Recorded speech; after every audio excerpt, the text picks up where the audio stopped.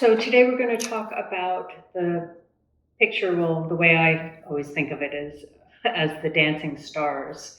Where were you when you took this picture? That picture is in a playground in Berlin.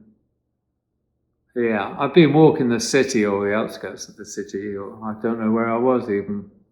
I've been walking it for a few hours, I think, before I came across this park. You know, I wasn't heading anywhere, I was just wandering. And then I just saw these images, and it's like this sort of almost screaming face, and as you say, those kind of stars. And then the chimneys in the background, which I thought were kind of significant, really, the juxtaposition of the ideas, and then the tank's gun in the foreground, which was a very weird image in a park, a kid's playground.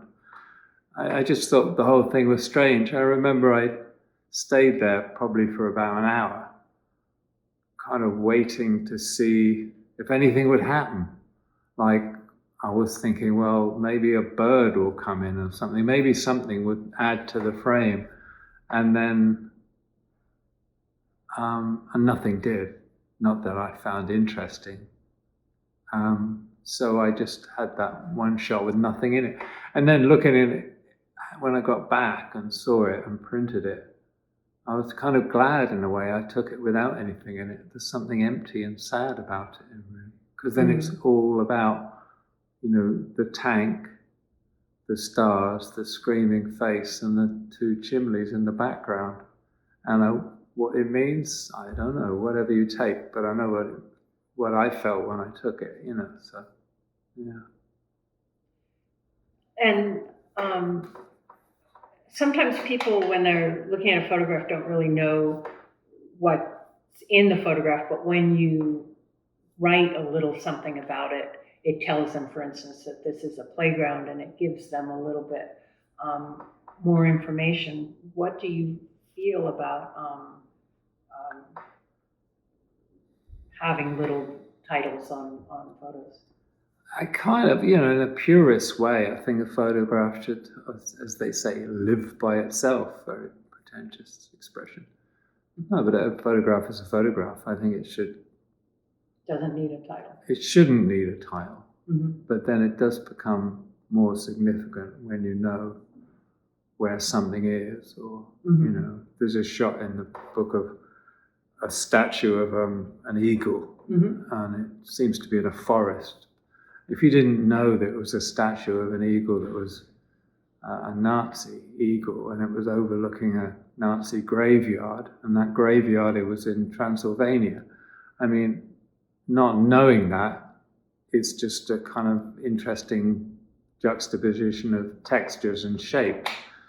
But when you know the context, somehow it's slightly different, isn't it? But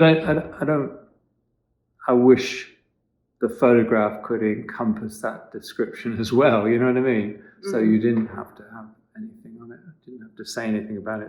That's the point of a photograph to me. But for instance, with the eagle, because of what the frame is, nobody's going to know that it's in Transylvania on Nazi, and it's so interesting to know that. Right, because it makes the eagle more powerful in a way, knowing Right, and scary. His political party. But what I'm saying, I wish that could have been incorporated in the photograph in some way.